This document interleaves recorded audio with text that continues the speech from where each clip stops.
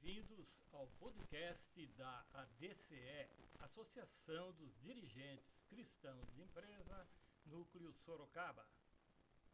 O Pod 18 deste dia 18 de fevereiro de 2024 será às 18 horas pontualmente, como nós estamos iniciando hoje, e será todos os meses. Você está convidado todos os meses, às 18 horas, assistir o podcast da ADCE. O tema desta noite, desta fim de tarde, será, sim, uma bússola indicando caminhos que levam ao sucesso. O empreendedor será explicado, assim, em N facetas no tema Coragem para Agir. O nosso convidado, professor Edélcio Foch, ele tem um histórico de vida pessoal e profissional que com certeza surpreenderá a todos com os seus ensinamentos. O tema da nossa conversa, como já falamos, Coragem para Agir. Antes de iniciarmos o nosso bate-papo com o professor Edélcio, eu quero cumprimentar a presidente da ADCE, que está aqui no Estúdio Corp, a Regina Carvajal, com a vice-presidente da ADCE, Ana Carolina. Cumprimentamos também o técnico desta edição, o João Gomes, e o diretor da produtora, Renato Ribeiro. Professor, bem-vindo ao podcast da ADCE. O carnaval passou, a vida continua e nós já estamos na metade do mês de fevereiro. E esse tema é um tema assim que com certeza levará a todas as pessoas que estão assistindo a ficarem tão entusiasmados, a dar uma virada de chave no ano de 2004 em suas vidas, porque se algum está desanimado, após ouvi-lo, essa coragem para agir será, assim, uma super vitamina na sua vida pessoal e profissional. Gostaria que o senhor desse, então, as boas-vindas, para esse podcast e contasse um pouquinho quem é o professor Edélcio Foch. Bom, em primeiro lugar, muito obrigado, Vanderlei, a Regina, que também está aqui, a Ana Carolina, pela oportunidade, mais uma vez, a gente estar presente e conversar sobre esse tema fantástico, que é coragem para agir, que é uma das coisas que nós mais temos que ter na vida. Não só na vida pessoal, mas na vida profissional a gente tem que ter muita coragem. Hoje você empreender não é mais antigamente que a gente fazia ser um empreendedor com um amadorismo muito grande, Empreender num ambiente competitivo que nós vivemos depende muito de você se aprofundar, você adquirir conhecimentos, estudar a vida inteira, porque é importante. E, principalmente, qual é o maior problema do empresário, das pessoas hoje? Colocar conhecimento em ação. Então, por quê? Porque tem que ter coragem, Vanderlei? Precisa ter muita coragem para agir. E as pessoas sempre estão temerosas na retaguarda. Então, você que está nos assistindo, nos ouvindo aí, começando aquela velha paradigma do brasileiro, O Brasil funciona depois do carnaval, então nós estamos funcionando já a partir de alguns dias atrás que acabou o carnaval. Estamos aí também num período de quaresma, que é um período de reflexão, e onde nós, como dirigentes cristãos, também temos que pregar. É muito importante isso na vida da gente, a religiosidade, que ela também nos norteia como empresário, porque lidamos com pessoa. A sua infância, filho de um farmacêutico, numa cidade que é uma capital mundial, Quantos habitantes e qual o nome da sua cidade? Vamos lá. A cidade onde eu nasci, Vanderlei, até hoje ela tem a mesma população. O que mais cresce é o cemitério? É o cemitério. São 5.000 habitantes.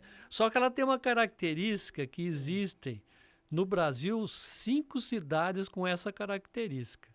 Ela é o município de Poloni, que é a cidade. Poloni porque é o sobrenome do fundador, que tinha as terras lá, Cândido Poloni. E eu que eu conheci o fundador, ele ainda era vivo quando eu era criança. A gente chamava ele de Candinho Poloni. E Poloni, junto com outros 4 municípios do Brasil, é um enclave. O que é um enclave? O enclave é um município que está incrustado dentro de outro município. Ele só tem divisa com um município. Ele está encravado dentro do município de Monte Aprazível, no oeste do estado de São Paulo. Então a cidade passou a ter mais importância. Né? Mas é um grande polo exportador, né? Que eu falo, é um polo exportador de jovem para cidade grande, porque não tem o que fazer. Mas foi um período que eu tive lá de infância, até meus 15 anos de idade, que eu acredito que toda criança deveria ter essa infância saudável, né? Essa infância que a gente brincava na rua. E um aprendizado diferente, né? Como você disse, meu pai era farmacêutico, tinham 2 farmácias na cidade. E era uma coisa tão grande que o número do telefone da cidade era o número 4. Ou seja, tinha telefone, eu sou da época, telefone de 1 dígito. Né? Fone 4, Farmácia Rio Branco, fone 4. Olha que coisa impressionante. Então, o que deu também esse privilégio, acho que para a minha geração, para a sua, é conviver com essa evolução da tecnologia dos anos 50 para frente. Que foi o grande salto, principalmente a tecnologia da comunicação, e que impulsiona e dá essa possibilidade hoje para a gente falar aí para milhares de pessoas, né? Através de um podcast, através de todo o que existe, né? De tecnologia disponível.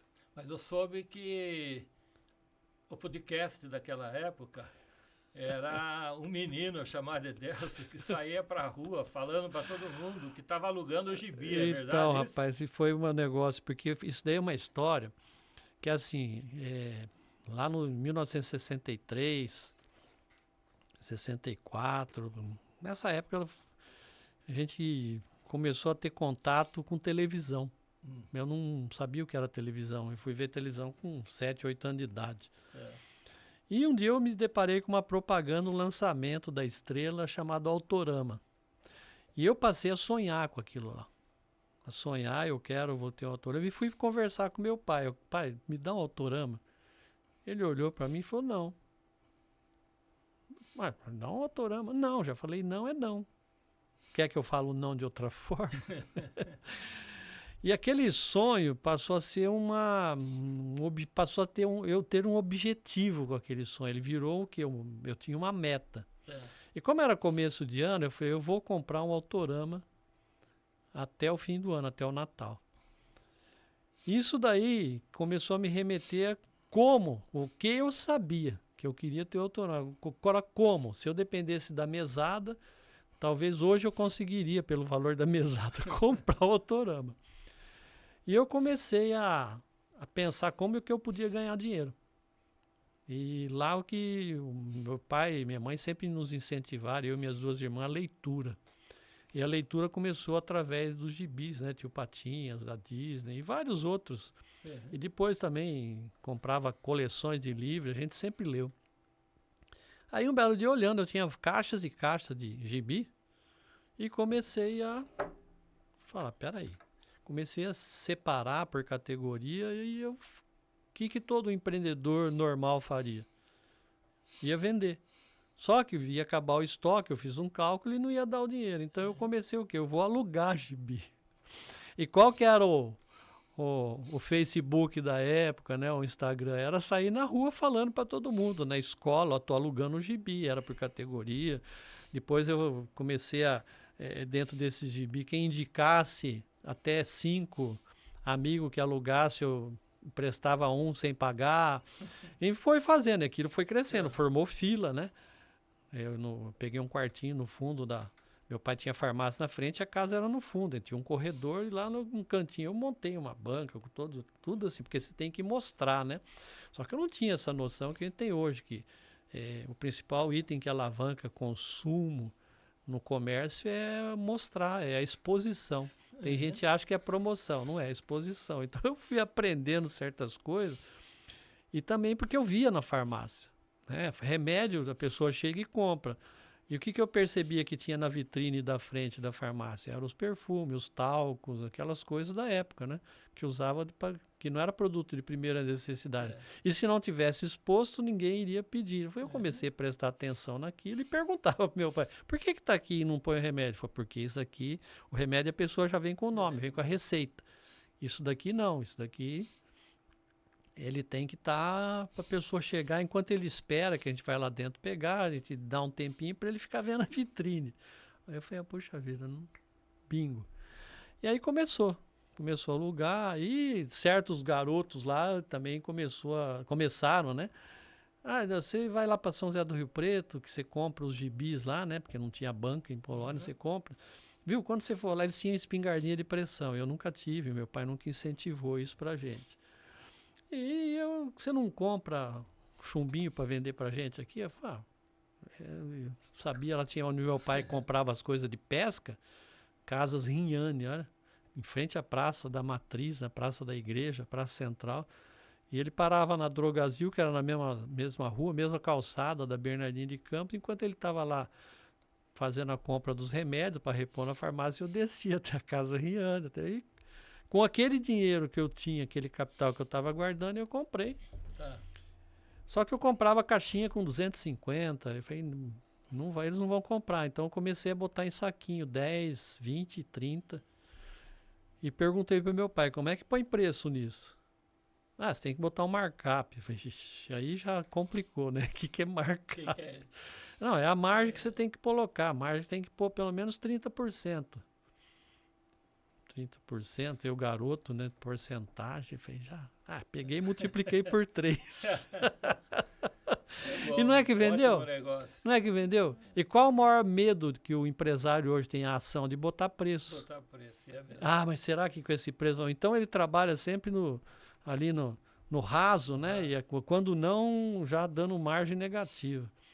Isso daí eu fui aprendendo com o tempo, e aquilo foi me gravando, e aquilo começou a me dar um senso de empreendedorismo que naquele tempo nem existia esse termo, empreendedorismo. Eu quero ser dono do negócio, quero ser dono do negócio, né? Então eu tinha meu negócio, e aquilo foi entrando, eu fui vendo na caixinha, e o valor que era, eu sempre também passava nas lojas americanas, da General Glicério, lá em São José do Rio Preto, e olhava o preço do Autorama, e ainda não dava o dinheiro. Não dava dinheiro. O que eu vou fazer? Aí, isso já era setembro, outubro já. Chegando em novembro, peraí, novembro tem finados, eu vou vender velas. Inventava essas coisas. E pegava a caixa de velas, só que eu deparei com uma coisa que eu não tinha, até então eu não tinha contato, chamado concorrência. O que surgia de moleque com caixa de vela, e quando você estava lá oferecendo, passavam do lado, eu faço mais barato. Meu Deus do céu. Aí eu falei, o que vai? Eu começo, nessa hora você começa a prestar atenção, e não é para desanimar. Então, quando você está no mercado, observa o mercado e o que ele pede. Você conhece aqueles lá de São José do Rio Preto, Polônia? Muito pouco. Tem um sol para cada um. Muito pouco. Não, sol para cada um. Tem assim, tem uma história que eles falam lá que o diabo foi passar uma semana lá, 3 dias depois voltou que o inferno é mais fresco. E aí eu comecei a escutar, principalmente as mulheres no cemitério, novembro, aquele calor, que dor de cabeça, nossa, esse sol tá me deixando cabeça. Não escutava, vamos escutar, mas meu pai tem farmácia, né? Eu corri na farmácia e falei, pai, o que tem para dor de cabeça? Na época era 2 coisas, Cibaleno e Melhoral. Peguei aquilo e já comecei a vender, dor de cabeça e tal, e vendia, viu? Meu pai falou, tô anotando, quando você tá levando, você tem que trazer o dinheiro aqui. Né? Botei, calculei. Vai ganhando 30%. 30% do meu jeito lá, né? Aí comecei a escutar na frente, tinha da porta do cemitério tinha um bar, o bar do Bilu. Ele fazia um salgado, você olhava aquele salgado, já dava azia. Quando você comia, você tinha um dragão dentro, né? Você cuspia fogo. Ai, que azia. Eu falei, azia, tem remédio para azia. Corri lá, ele falou, tem Sonrisal e Alcacel, você leva os 2. Bela sacada. E fui, mais alugar, e promoção daqui, dezembro, aleluia, comprei o Autorama. Comprei o Autorama, o sonho que eu tinha, gente. Agora, tudo isso porque eu tive coragem para agir, né? Ou falta de noção do perigo. Você tem que fazer. Então, que se você ficar vendo só perigo, você não faz. Né? E hoje, com a concorrência que existe em tudo, me fala uma coisa que não tem concorrência. Não, se você souber, não fala. Guarda para você que você vai ficar rico, né? Remédio para calvície. Então, isso daí não tem, né? Cai, não tem jeito. Não tem como. Então, Vanderlei, foi uma experiência que eu tive. Foi um divisor de água na sua vida. Foi porque aquilo eu aprendi. E comprou o Autorama? Comprei e comecei a usar. Bom, tinha 2 pessoas importantes na cidade. O prefeito que tinha um Impala, rabo de peixe vermelho, e eu que tinha o Autorama. O único que tinha o Autorama. E não ganhou um dinheirinho com o Autorama? Lógico, também? A molecada ia lá e queria.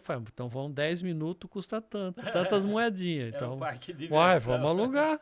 Por que não? Vamos dividir o negócio e vamos ganhar dinheiro. Vamos. E com isso você aprende, né? Sem explorar.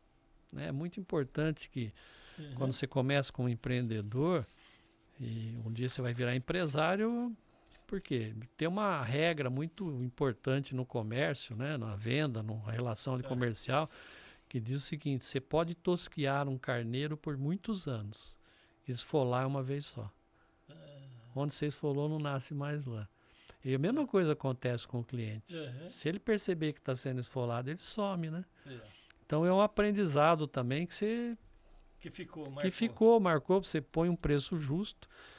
Agora uma coisa, professor, eu estava vindo hoje aqui para o estúdio, né, para a nossa gravação que está no ar aí, e eu vi no outdoor lá de uma escola, né, uma frase que dizia, que é uma passagem do livro dos Provérbios, lá, dizendo que você tem que ensinar os bons caminhos na infância para que na fase adulta a pessoa...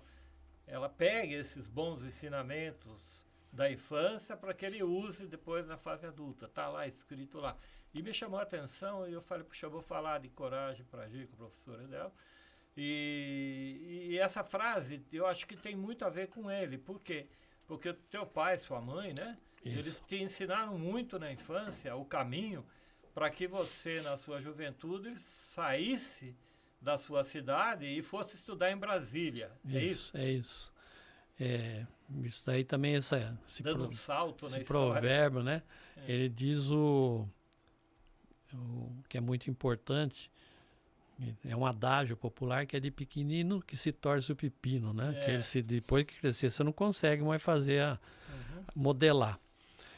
E com 15 anos de idade, o meu pai vendeu a farmácia lá em Polônia para um funcionário dele, comprou uma em São José do Rio Preto, que ele queria dar uma condição melhor de estudo para os filhos.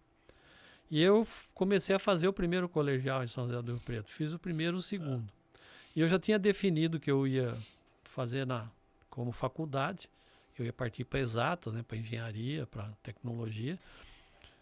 E eu comecei a pesquisar, porque eu sempre, fator tempo. E eu descobri que o único colégio que tinha o terceiro colegial no mesmo ritmo de cursinho, porque a gente fazia o cursinho naquela época para prestar o vestibular, o preparatório. Então, era em Brasília. E aí eu fui conversar com meu pai e com minha mãe. A princípio, não foi enorme, né? Mas aquele negócio que eu aprendi, que é a persistência. Fui. Em 1972, eu fui fazer o terceiro colegial em Brasília. Imagina se de 72, Brasília tinha 12 anos, né? Que ela foi fundada em 1960. Foi a inauguração de Brasília.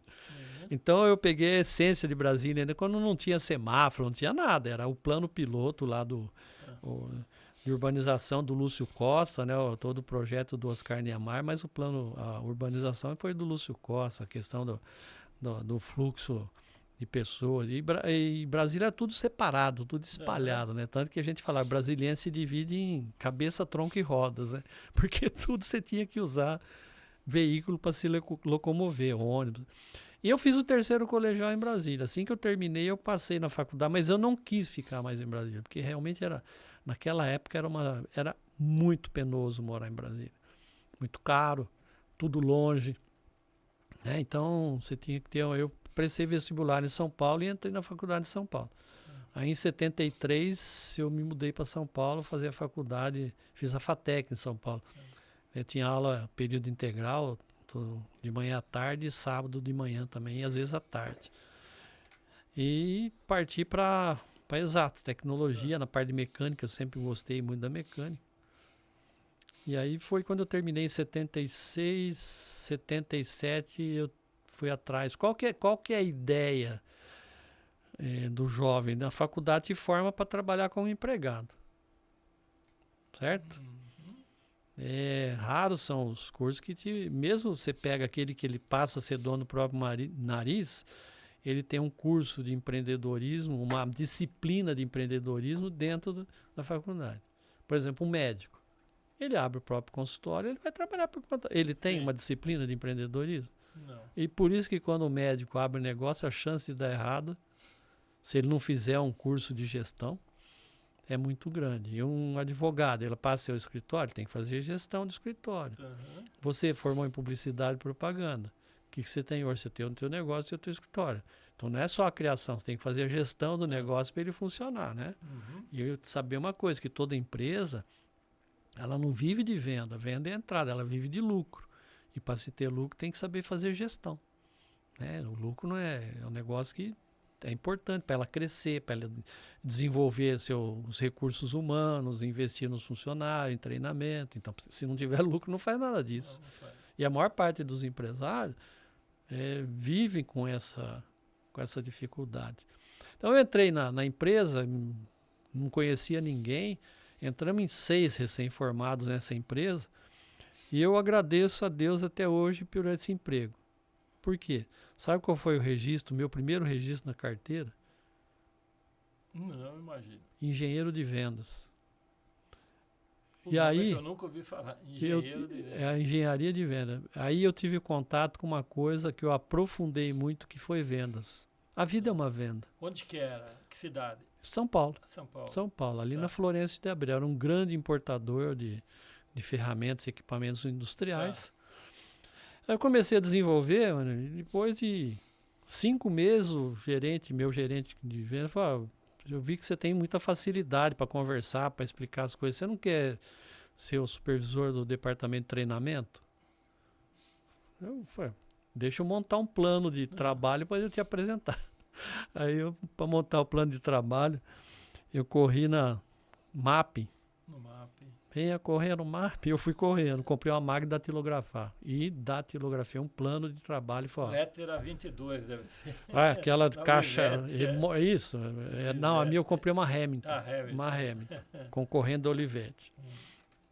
E entreguei o plano de trabalho que eu imaginava. Falei: nossa, é perfeito. Falei: então vamos trabalhar. E comecei a fazer treinamento para os vendedores e tal. Aí eu comecei a aprender também de treinamento, ensinar. Comecei a pegar gosto. E o que foi legal, quando eu terminei a faculdade, eu fiz um curso de extensão na própria faculdade em prática e didática do ensino. Eu nem imaginei, eu falei: vou fazer. Não é que a gente não imagina, é que Deus coloca né, os caminhos para a gente. Vai fazer isso que você vai um dia trabalhar. É o que eu faço hoje, né? Muito treinamento, muita mentoria. E entreguei. Foi em novembro, no mesmo ano que eu entrei. Eu tinha 10 meses de experiência, eu estou lá dando treinamento, toco o telefone, o pessoal: o chefe quer falar com você. Eu falei: quem? O Roberto, o gerente? Eu falei: não, o dono. Aí um alemão falou: o senhor pode almoçar comigo hoje? Eu falei: opa, vamos. Aí ele falou: se não for para pagar a conta? Se não for para dividir, né? Nessa hora foi almoçar, ele falou: o seguinte, uma das linhas que nós importamos é da Itália, da Império Italiana, e nós estamos fazendo uma joint venture com ele e vamos montar a unidade Império do Brasil. E o engenheiro Estevam indicou o seu nome para ser um dos gerentes da fábrica. Então você vai ter que ir para a Itália, aprender todo o processo e voltar para o Brasil para ajudar a implantar a empresa. Nossa, tenha noção, em 1978 você viajar para o exterior era um acontecimento. E a defasagem tecnológica era absurdamente grande em relação ao que é hoje. Então aquilo me deu um upgrade na minha carreira de aprendizado. Mas lógico que deu. Deu medo? Primeiro deu aquela euforia. Aí eu perguntei para ele, quem vai comigo? Ele falou, não, você vai sozinho, tem algum problema? Eu falei, não. Porque se nessa hora, mas sozinho, você perde a oportunidade. Eu falei, não tem problema, eu só queria saber como eu vou me preparar. Aí ele falou, você fala italiano? Eu falei, quando eu vou? Você vai em abril, até lá eu tô falando. Ação. E fui fazer curso de italiano intensivo e assistir filme italiano, todo o cinema da cidade lá, que tinha filme italiano, eu ouvi, treinar a audição. Né, que o problema nosso é o ouvido duro. E na Itália é o seguinte, uma semana e 3 garrafas de vinho, você está falando italiano fluente. É meio portuguesado o italiano. Italiano tem aquele jeito. Eu sou descendente de italiano de todos os lados, né? E quando voltei, foi quando, inclusive, eu vim para Sorocaba. Em 78, eu voltei de lá, casei em São José do Rio Preto e na volta já estava com o apartamento montado aqui no Conjunto Santa Clara. Comecei, então foi morando, minha mulher também de fora, e nós não conhecíamos ninguém aqui, então foi uma vida que a gente começou em Sorocaba. E aí, nessa empresa que eu comecei a trabalhar, na mesma semana que eu comecei, ou na semana seguinte, eu falei, eu vou ter um negócio próprio. Né? Não vou ser empreendedor, não sabia. Vou ter um negócio meu. Botei na cabeça isso. E foi, nos anos 80 teve uma crise, os italianos quiseram voltar e eu montei uma primeira empresa antes. Eu fechei para não quebrar. Por quê? Porque eu não sabia fazer gestão.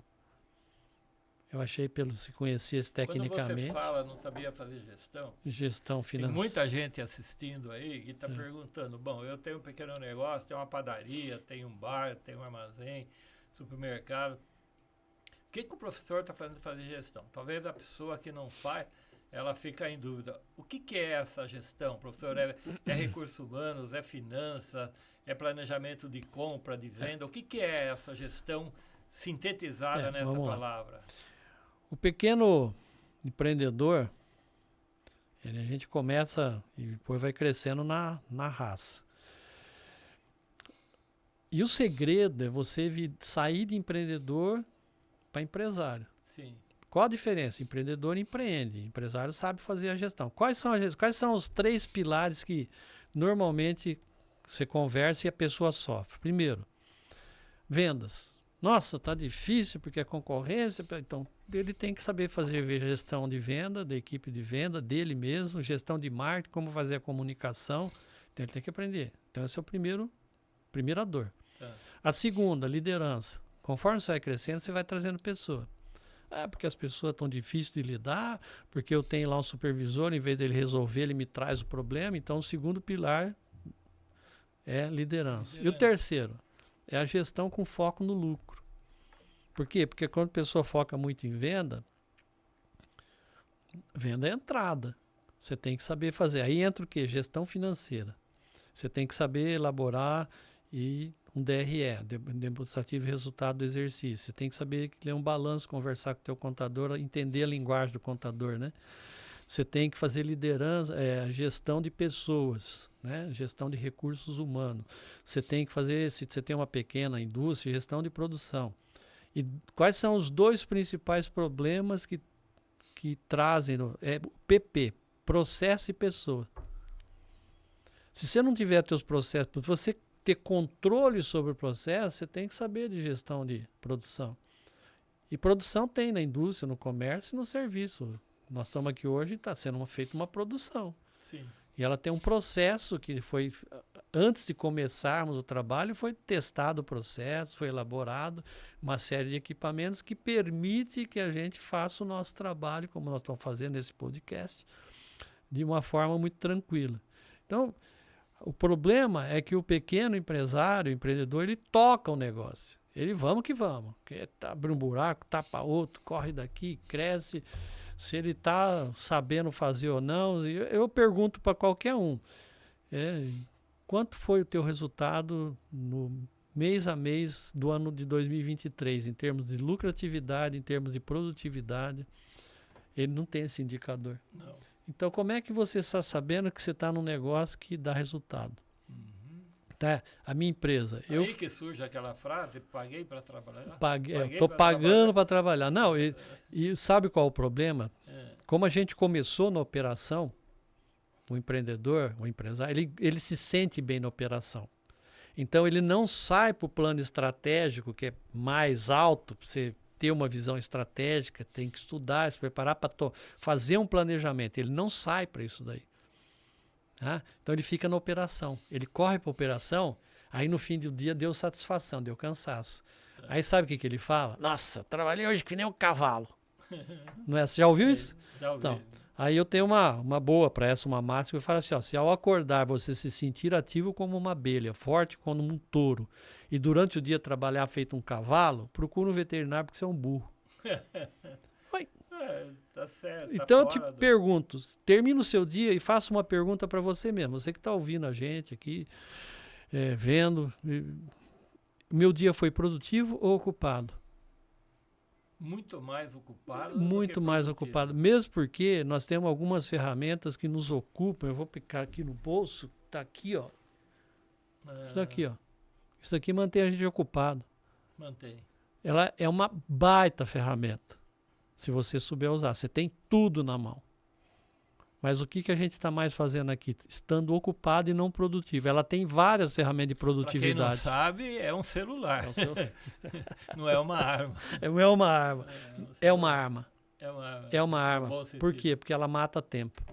Ah, mata tempo. Tá. Entendeu? Teu tempo tá aqui, ela mata o teu tempo. Se você não souber usar. Né? Nós estamos conversando aqui, tá desligado. Tá. Chega à noite, eu desligo. Na hora do almoço, eu desligo. Eu não olho, por exemplo, mensagem todo momento. Eu tenho horário para ver. Se você não tiver um negócio chamado autodisciplina, então a maior parte das pessoas hoje não... Por quê? Porque o mundo foi ocupando a gente com a tecnologia cada vez mais ocupado. Quando eu comecei a lecionar, era louça, quadro branco e giz. Depois surgiu o acetato para fazer uma transparência à mão. Você escrevia com uma caneta. Depois você podia imprimir. E hoje? Você dá aula com toda a tecnologia do mundo para dar dinâmica. Sim. Então a questão é, você está produtivo ou ocupado? Professor, o dicionário, né?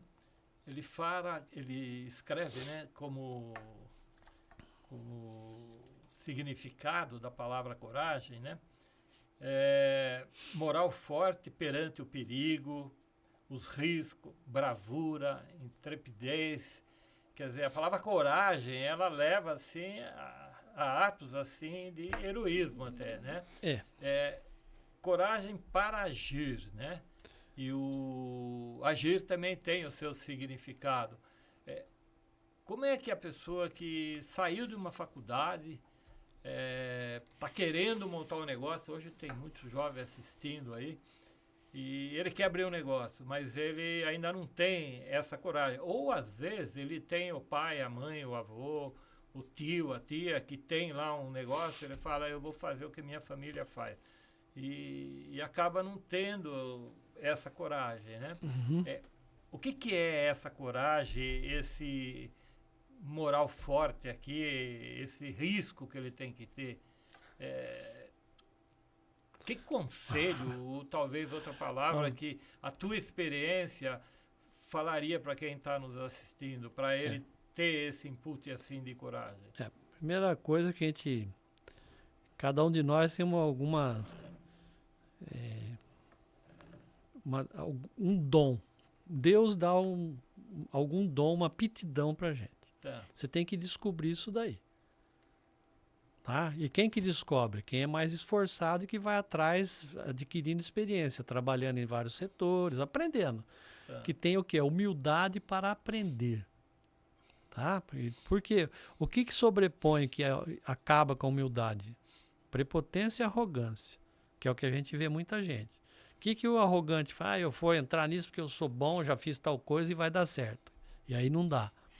Então, a preparação, né, que você tem que fazer antes, eu até lecionei essa disciplina de empreendedorismo e foi interessante que foi para no curso de design gráfico da Uniso.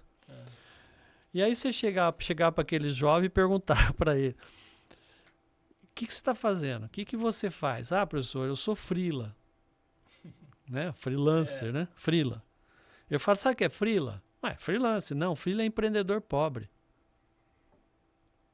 Você ganha migalhas. Você trabalha para sobreviver. Agora, você quer realmente ganhar como sendo Profissional da área. um empreendedor, um profissional, abrir teu negócio e ganhar dinheiro? Eu vou te ensinar a fazer um plano de negócio. Então, você tem que estudar o ramo que você vai atuar. Então, eu posso ser designer gráfico para embalagem, por exemplo. Sim. Me especializar em embalagem. Sim. Posso ser design gráfico para produção de propagandas. Eu posso ter uma infinidade de que eu posso agir. Agora, qual a cabeça que eu tenho de negócio? Então, você tem que aprender. Aí eu ensinei a fazer um plano de negócio. Escolher qual segmento e fazer um plano. Então, isso também é um dos episódios que tem lá no meu canal no YouTube, né? No Foco na Solução. É um vídeo que eu gravei que é: quem planeja, às vezes erra. Quem não planeja, às vezes acerta. Então, a maior parte das pessoas vamos que vamos. É o sistema SDQ, seja o que Deus quiser. Não planeja, não estuda o mercado que vai atuar. Eu vejo tanta gente, chega para mim, Deus, eu entrei de sócio num restaurante. Eu falei, o que você entende de restaurante? Eu já fiz consultoria em diversos segmentos. Eu tenho um case muito de sucesso meu, que foi do Mabsa Resort, aqui em Cesário Lange. Quando eu peguei o trabalho lá para fazer, chamava Estância Monte Alegre. E eu participei de todo o crescimento. Hoje é um resort, um dos melhores resorts all inclusive do Brasil. A diária lá o casal é R$ 2.500. Então tem todo o planejamento. Como eu fiz também, montei departamento comercial e de uma indústria no Brasil inteiro. E aí que eu entendo que tudo que você planeja, você pode ocorrer erro, sim. Por quê? Porque as coisas mudam, a circunstância muda, o mercado muda, você tem que rapidamente se readequar. Foi o caso da pandemia? Foi. De repente caiu a pandemia no mundo e aí como é que fica? Então, e muita gente. O que aconteceu? Você tem algum exemplo? Nós temos assim, tem. A pandemia, o mercado existe. Quando a gente faz um planejamento, a gente trabalha com 4 forças que nós não temos poder sobre elas. Tá? Chama-se contingência. Pode ser a maior empresa do mundo, pode ser o Walmart, que tem mais de 11 mil filiais, tem mais funcionário que o exército americano tem soldado, não importa o tamanho da empresa, pequena, micro, MEI, seja o que for. É a contingência social, a demográfica, a política e a tecnológica. Então, o exemplo da pandemia. O que a pandemia se instalou e ela fez o quê? A primeira coisa foi atacou a sociedade, a contingência social mudou. Aquilo mexeu com a política, que tomaram várias decisões, a maior parte delas erradas, algumas certas e várias erradas.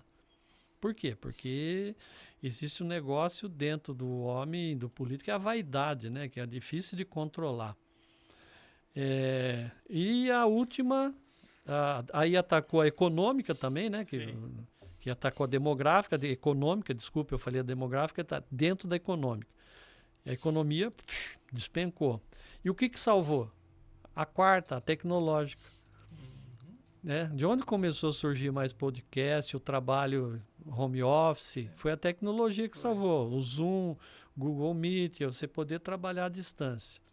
Então, a empresa que se reinventou e rapidamente, o comércio que já foi para online, por quê? Porque nós continuamos com necessidade. Nós somos impedidos de muita coisa, de uma forma bruta, de uma forma agressiva demais, e várias empresas cresceram demais nesse negócio.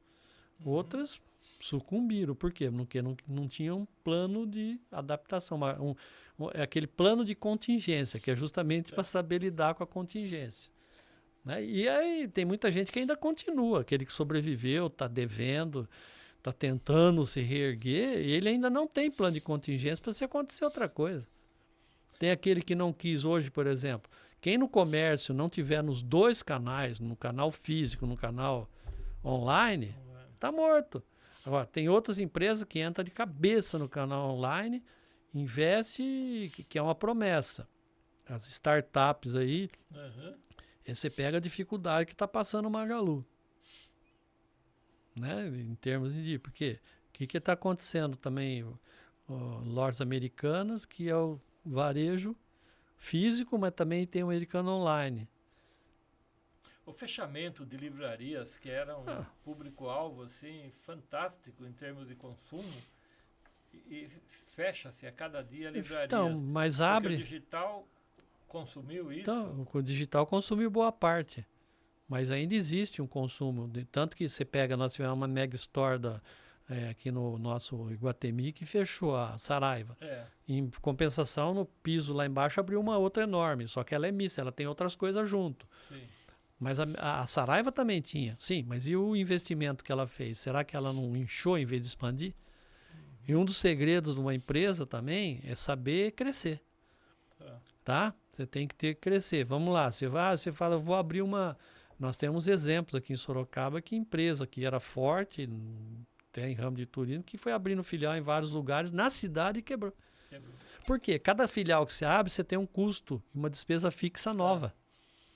Né? E você tem que ter uma pessoa lá dentro formada com a mesma cabeça tua, que é um gerente, um diretor. É a tua marca que está lá. Que está lá. E ele, o que ele tem? Ele não tem padronização de processo. Ele não escreveu o processo para ser igual. Por que o McDonald's é igual em qualquer lugar do mundo? Porque tem processo definido, não vai fugir. E você quer ser um franqueado do McDonald's, você tem que primeiro trabalhar 1 ano lá, fazer parte, todos os processos, você como dono. E mostrar que você tem grana para se sustentar até o negócio começar a dar dinheiro. Então, você pega essas empresas grandes. Por que dá certo? Porque tem processo definido e treina a pessoa para seguir o processo definido.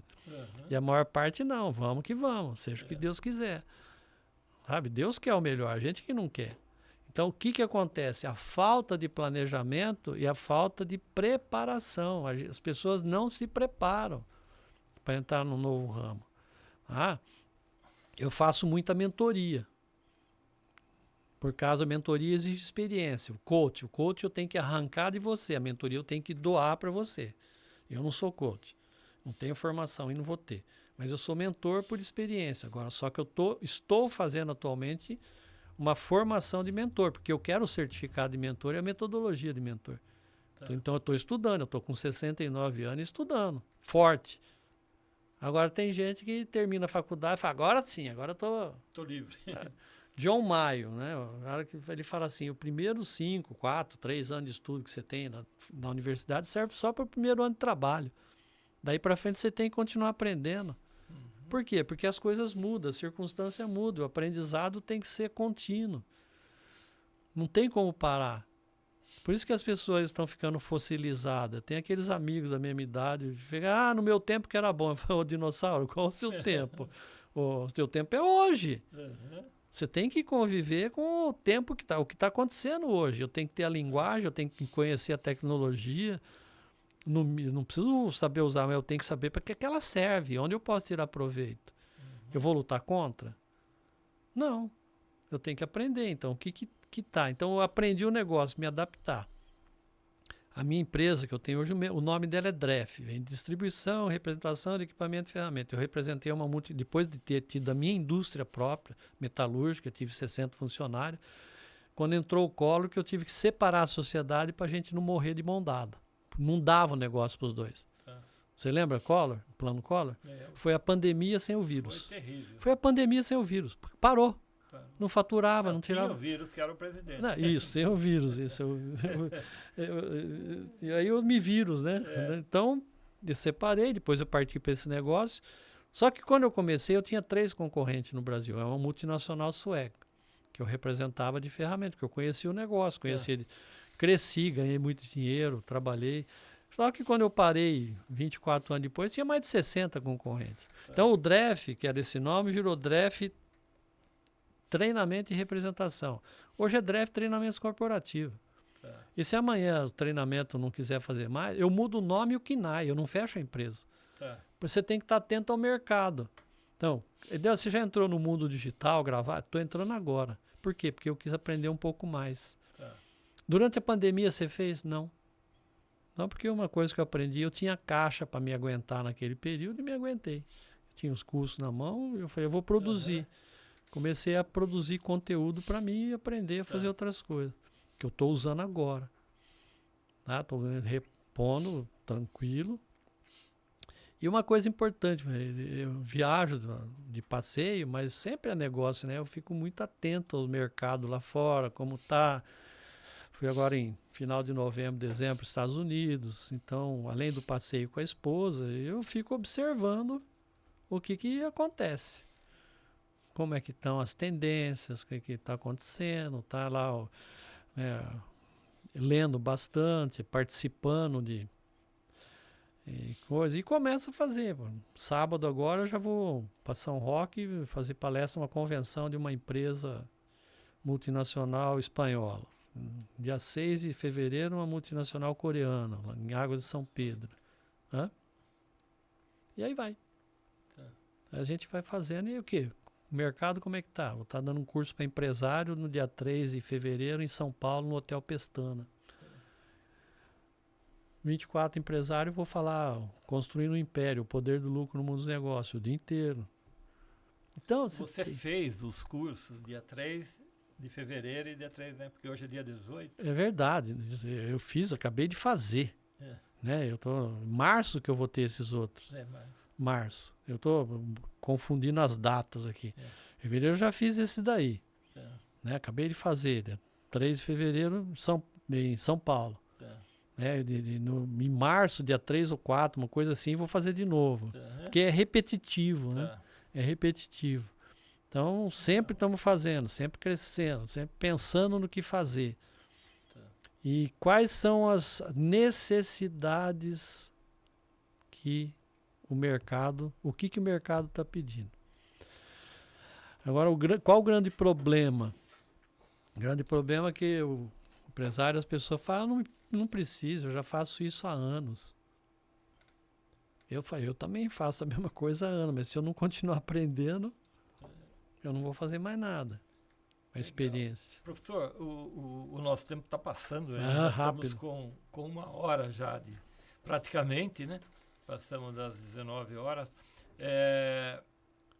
Ia perguntar uma coisa. O senhor disse numa palestra da DCE, que foi realizada na Universidade, na Uniso, né?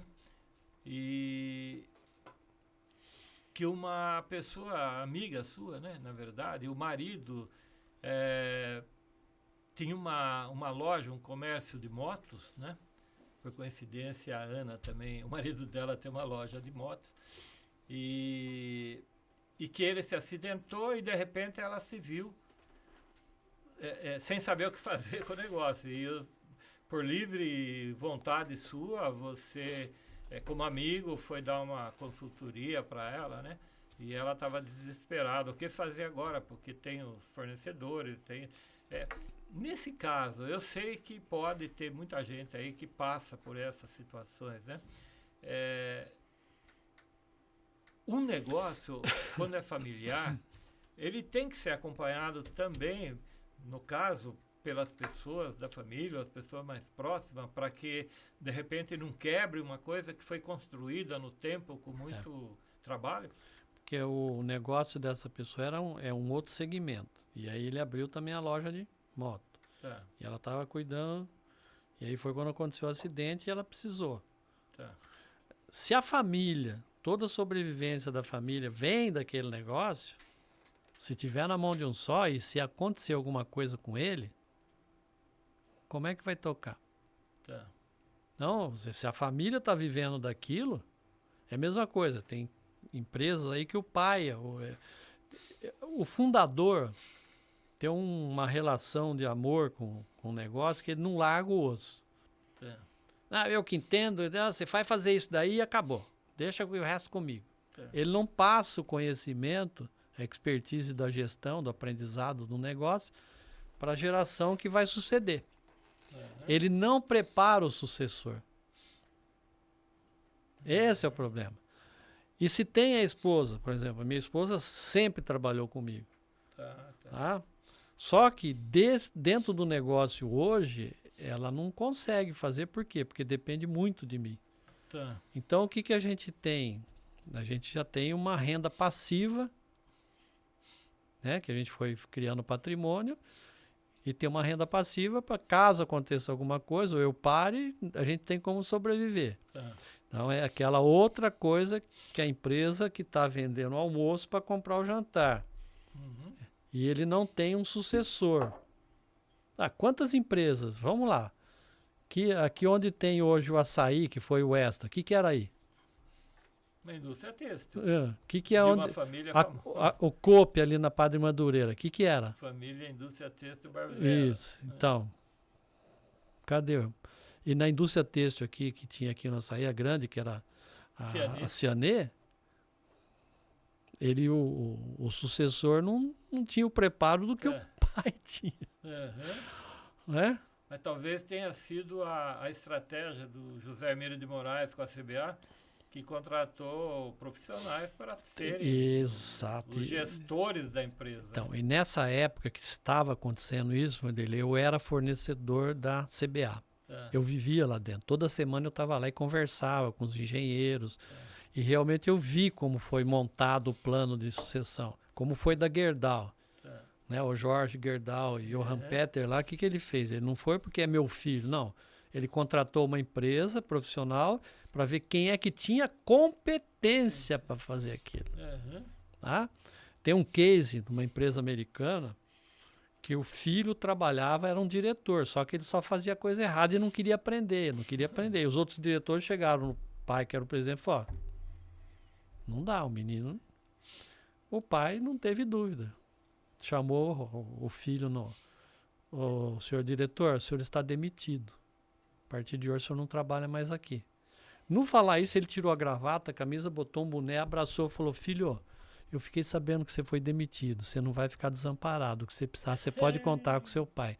Interessante. Então, é não misturar o pai com o empresário. O pai com o empresário.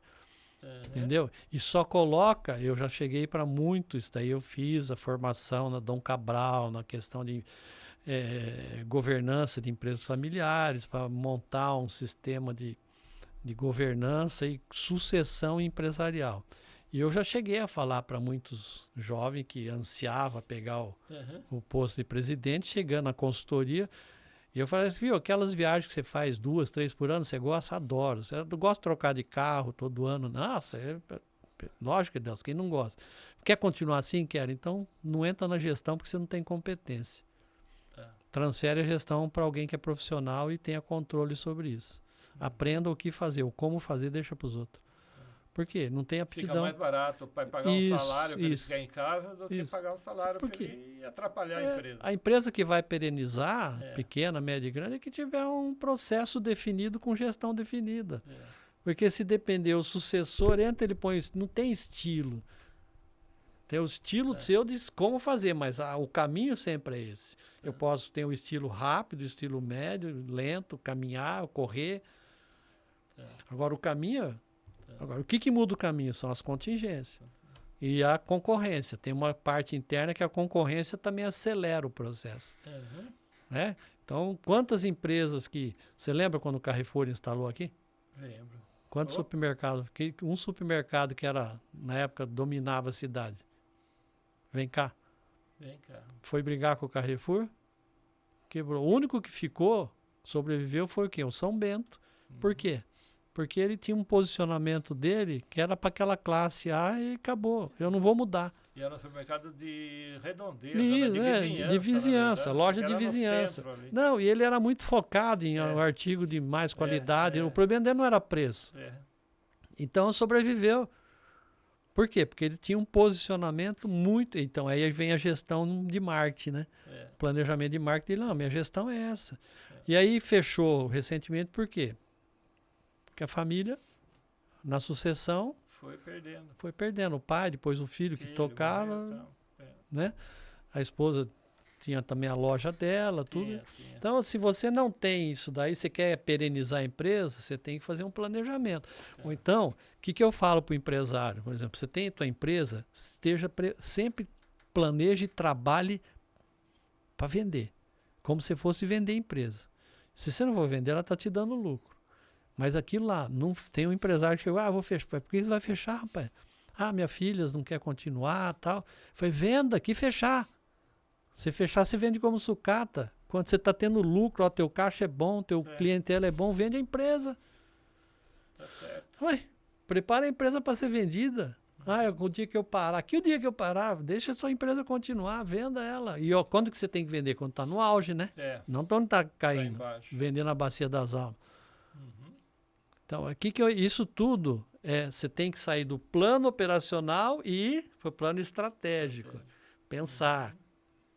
Para pensar, exige esforço. É o esforço de se preparar continuamente. Estudar muito. Mas você tem que ir para o plano estratégico. Você tem que pensar. Professor, estamos chegando no final e eu queria a última foco assim, né, para dentro do nosso tempo. O senhor já participou de eventos da DCE, sabe que a DCE ela busca difundir a valorização da pessoa, né, como principal dentro da empresa, né, porque máquinas sempre vão existir, mas pessoas é algo que precisa ser considerado. E esses valores humanos para a DC é muito importante, a ética, o respeito, e para que as lideranças das empresas imbuídas desse espírito de respeito à pessoa, ela vai ter um crescimento, vai ter com que a sua empresa tenha progresso. Conhecendo um pouco assim dessa filosofia da DCE, como é que o senhor colocaria isso para quem está assistindo, no sentido de entender melhor esse processo? Porque o senhor sabe, nesses anos todos de trabalho, que o planejamento estratégico, a gestão, tudo é importante, mas se não houver a valorização também, o respeito à pessoa, né, acaba se tornando o que acontece muito por aí, se produz muito robôs, né, para substituir o homem, né, mas o ser humano sempre tem que estar lá, né? Que mensagem o senhor deixaria no final da sua palavra, né? Para as pessoas que estão começando e aqueles que já estão no negócio, em sentido de olhar a sua empresa, o seu negócio, valorizando a pessoa como importante dentro daquilo que ele faz? Vamos lá. Existe uma máxima, Vanderlei, que diz que a fábrica do futuro vai ter um homem e um cachorro. O homem para cuidar do cachorro e o cachorro para não deixar o homem botar a mão em nada. Você vê aí a quarta revolução industrial, né, que já começou lá nos anos 2000, 2010. A Alemanha está mais adiantada que todo mundo. A inteligência artificial, a internet das coisas, o 3D, né, prototipagem 3D, a realidade aumentada, enfim, todas essas ferramentas estão surgindo para quê? Para substituir pessoa. Só que se esquece que quando você começa a substituir essa pessoa, ela não produz mais. Se ela não produz, ela não ganha. Se ela não ganha, não tem consumo. Então precisa se achar um ponto de equilíbrio. Por sua vez, né, o que dá mais problema dentro de uma empresa? A máquina, quando para, ou é problema mecânico, elétrico, eletrônico. Você vai, troca a peça e acabou. Quando a pessoa para, você não sabe o que é. E aí existe aquela questão do choque das gerações, né? Eu sou geração baby boomer, você também. A gente vem no pós-guerra até 1964. Depois a geração X, com outra cabeça, a geração Y, os millennials, a geração Z, e já estamos falando uma geração alfa.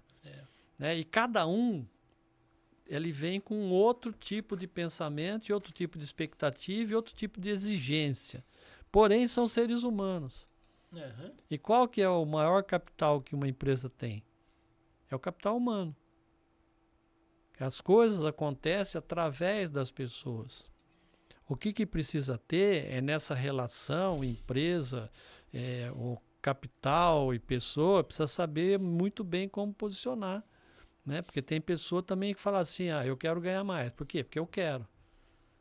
E é muito tranquilo, a gente não ganha pela importância da gente. Você não ganha pela sua importância, você ganha pela tua raridade. Quanto mais raro você for, mais você ganha. E qual que é a aspiração da pessoa? Ganhar. Então, existe uma falta de preparação tanto da parte de quem comanda, como de quem é comandado. E o que vai? Qual é o caminho? O caminho é conversa, é ter muito diálogo, é ter muita explicação e clareza nas pessoas. Você chegar para mim hoje e falar, Deus, quero fazer um plano para montar uma empresa. Falei, tá bom, vamos começar pelo organograma. Aí você olha para mim, como organograma? Sou só eu. Não, vamos começar por organograma. O que é? O presidente, o dono, o fundador, o departamento de comercial, administrativo, financeiro e operacional. Sim. Embaixo de cada um tem um monte de coisa. Se você está aqui, significa que você está fazendo tudo isso daqui. Uhum. Então, se você não tem organograma, onde está me tomando tempo? Putz, a parte de contas a pagar, receber, então não é bom colocar uma pessoa? Só que você mostra para essa pessoa, colocou, se a nossa empresa crescer, tem essa vaga aqui, ó, de gerente, que pode ser sua um dia. Uhum. A pessoa tem o que ter, o quê? Visão de futuro. Uhum. E a geração Z é mais imediatista para isso. Uhum. Ele quer já logo saber quando ele vai ser promovido.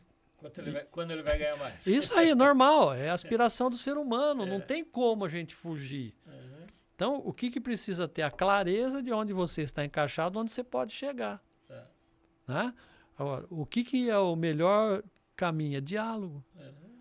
Conversar, mostrar, o empresário ter a coragem de mostrar para o funcionário que a empresa vive de lucro, não vive de venda. Né? O funcionário fala, só quanto está vendendo? Só que se a empresa não é rentável, tem empresa quanto mais vende, mais quebra. Então tem que conversar, de saber de produtividade. E aí o que acontece? Isso daqui, o funcionário também está lá, ele gosta. Então ele não é mais produtivo. Se você pegar no índice de produtividade das empresas padrão mundial, o Brasil está lá no fim. Está lá no fim. Existe, inclusive, já jurisprudência de demissão por justa causa por uso de celular no ambiente de trabalho. Então, a própria tecnologia que conspira a favor, ela conspira contra. Sim. Então, tem esse problema entre capital e trabalho, você sempre vai ter. Agora, o que existe? Empresa que tem mais diálogo. Então, tem empresa mais autocrática, tem uma gestão mais democrática. Mas o que é democracia? Não é liberalidade, né? A pessoa tem que saber os limites. E aí é que falha. Você não estabelece limite, a pessoa extrapola o limite. Tanto de um lado quanto do outro. Tá? É ser humano. O ser humano tem suas necessidades, suas carências.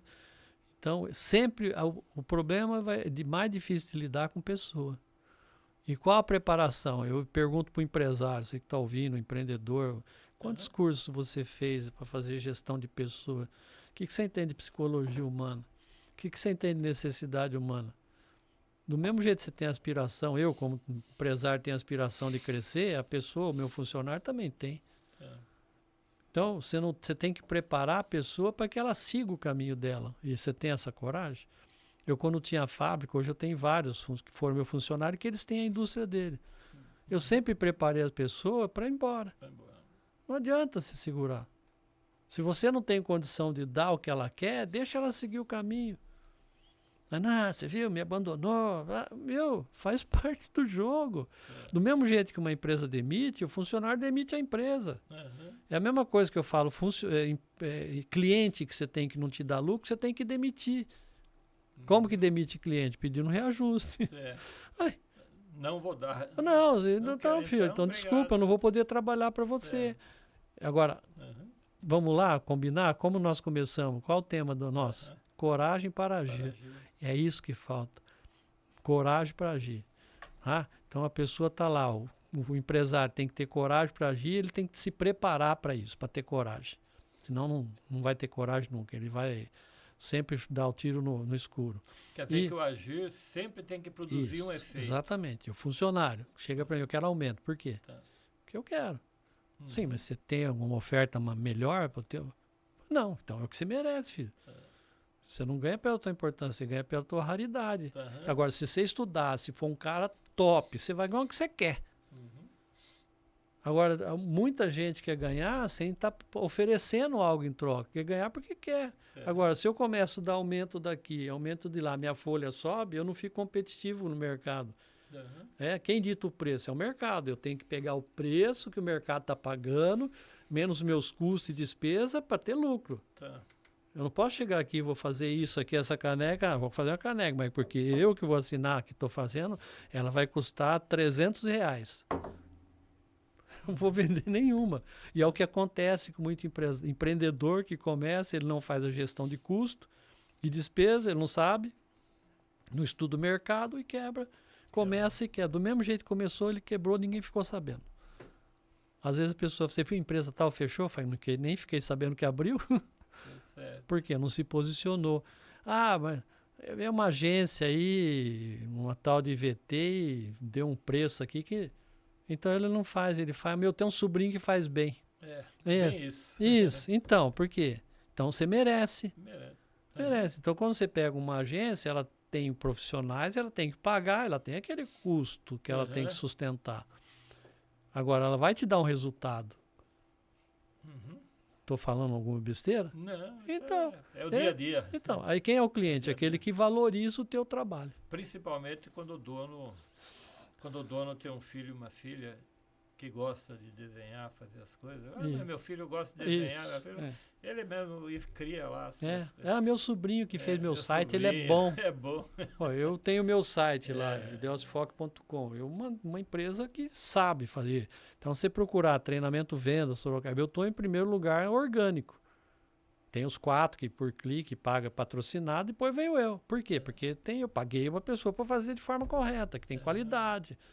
Agora, eu dou para o sobrinho, dou para o primo. Ele faz um site. Tá, mas o site ninguém sabe que existe, ele não tem um posicionamento. Professor, pegando esse gancho, eu usando aquela câmera lá que está me olhando agora, eu queria agradecer, né, você que está assistindo até agora o podcast, agradecer mesmo.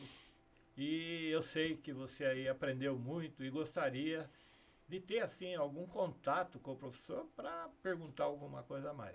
Então, no seu encerramento, professor, qual é o seu endereço digital? Como que as pessoas podem, as empresas, os empresários podem contatá-lo para continuar isso aí numa mentoria? Vamos lá. Também, olhando para você, te agradeço muito a tua participação, nos ouvindo aqui hoje. Mas não é só ouvir. Se tem alguma coisa que fez sentido para você, aproveite e aplica. Tenha coragem de agir, porque dá certo, tá?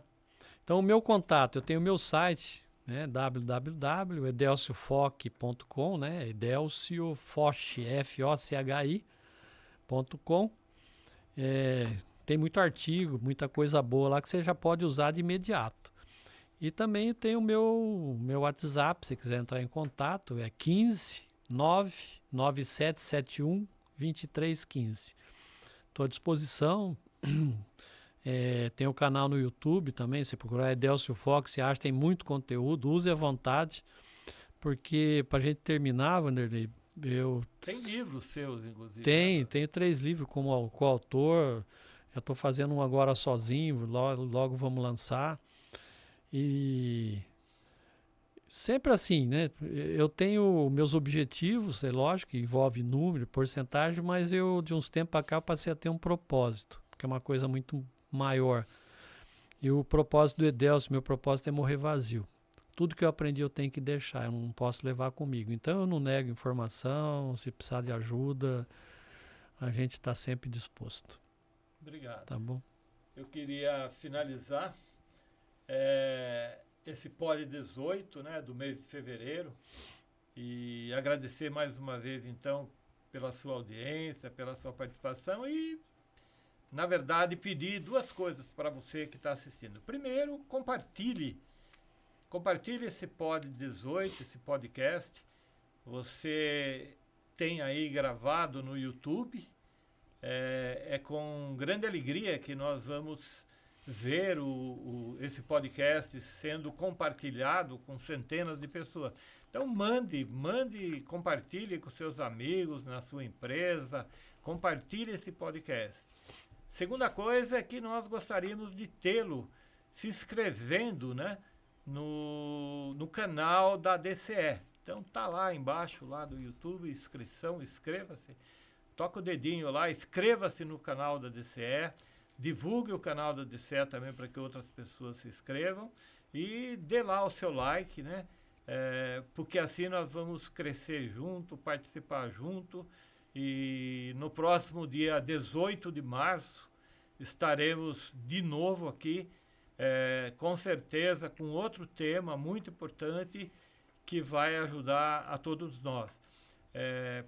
Participe da ADCE, seja um associado da ADCE, Associação dos Dirigentes Cristãos de Empresas, que você vai conhecer muitos eventos, muitas palestras, uma convivência que além de profissional é humana, né? Porque a ADCE ela tem esse princípio de valorização da pessoa dentro do seu contexto como ser humano, né? Então, muito obrigado pela audiência, muito obrigado por estar conosco nessa noite e até a próxima.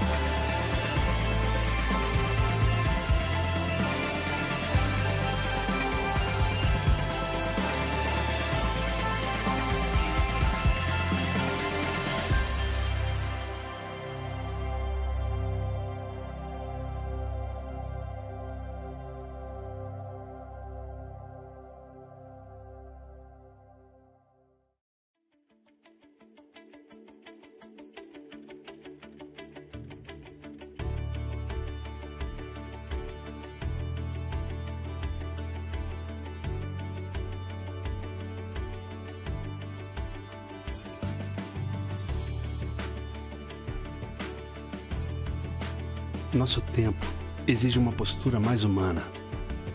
Evoluímos, mas há muito o que fazer. 130 anos atrás, a escravidão era legal no Brasil. 85 anos atrás, mulheres não votavam no Brasil. 50 anos atrás, não existia consciência ambiental. 15 anos atrás, o mundo não estava em rede. Smartphone, Google, Facebook, Twitter e Instagram não existiam. Entramos em uma nova época e muitos não perceberam. Muitos líderes ainda estão com o foco errado. Muitas empresas e o modo de fazer negócios estão ultrapassados. Empresa não é um jogo. Empresa não é máquina. Empresa não é só número. Empresa não é guerra. Empresa tem a ver com pessoas. Empresa tem que servir ao ser humano. Vamos juntos fazer o que é certo e construir empresas melhores para um mundo melhor. Isso inclui você, seus filhos e netos. Você pode contribuir, empresário, empreendedor e dirigente. Siga o exemplo dos que lutam por uma sociedade mais igualitária. Em 1891, a sociedade vivia a Revolução Industrial e experimentava a incerteza entre o capitalismo, que privilegiava a liberdade, mas começava a mostrar desigualdades, e o socialismo, que buscava a igualdade, mas usurpava a liberdade. Nesse contexto, empresários católicos começam a debater mudanças necessárias, respondendo à encíclica Rerum Novarum, do Papa Leão XIII. Em 1931, na Bélgica, é fundada a UNIAPAC, União Internacional das Associações de Dirigentes Cristãos de Empresa. A UNIAPAC foi a primeira entidade no mundo a debater e a promover a responsabilidade social no mundo dos negócios. Hoje, está presente em mais de 35 países no mundo. São mais de 20 mil líderes empresariais extremamente ativos em diversos setores da economia. Em 1961, chega ao Brasil pelas mãos de empresários paulistas como a DCE, Associação de Dirigentes Cristãos de Empresa. Rapidamente se espalha por vários estados e hoje reúne mais de 3 mil associados no Brasil. O objetivo da DCE é formar líderes comprometidos com o ensinamento social cristão, para que suas decisões sejam baseadas nos valores humanos, essenciais para a geração de riqueza econômica e social, e para a sustentabilidade dos negócios. A DCE realiza atividades por todo o país, congresso, fóruns de debates, palestras, cursos, encontros de reflexão e mantém parceria com diversas entidades, também comprometidas com a transformação da sociedade. Seu grande programa atualmente é o Empresa com Valores, criado em parceria com a CNBB para ajudar os líderes empresariais a conduzir seus negócios com atitudes plenamente humanas. O Empresa com Valores vai chegar a todas as cidades do Brasil, comprovando ser possível manter empresas éticas, competitivas, lucrativas e socialmente responsáveis. Dar certo, fazendo a coisa certa do jeito certo, só é possível com valores bem definidos, conhecidos e praticados. A DCE convida você a conhecer mais sobre a associação e o programa Empresas com Valores. Participe! Mudar é possível. Vale a pena, pois o que está em jogo é a dignidade e a felicidade do ser humano. A mudança que precisamos no mundo começa por você. Comece por onde seja possível. Na família, na comunidade, no mundo do trabalho e nos negócios. Empreendedores e líderes empresariais conscientes e firmes em seus valores. Empresas éticas.